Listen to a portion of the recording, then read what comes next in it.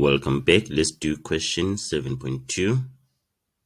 Determine f prime x if f of x is equal to 2x to the power 5 minus 3x to the power 4 plus 8x.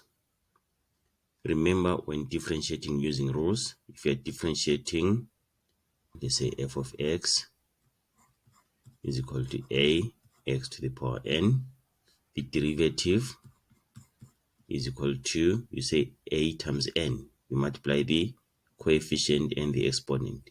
So it's a times n, and then x to the power n minus 1.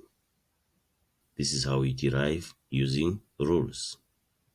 So for us to derive, every term in the expression must be in this form. And then fortunately, all the terms here are in this form. So let's just derive. So f prime x, and then we say 5 times 2. 5 times 2 is 10. And then x to the power 5 minus 1. 5 minus 1 is 4. We have derived that. We get our mark for that. And then here is 4 times negative 3. 4 times negative 3, which is negative 12. And then x to the power 4 minus 1. 4 minus 1 is 3. So it's x to the power 3. And then we get another mark for that. And then the derivative of 8x is 8. The x just disappears.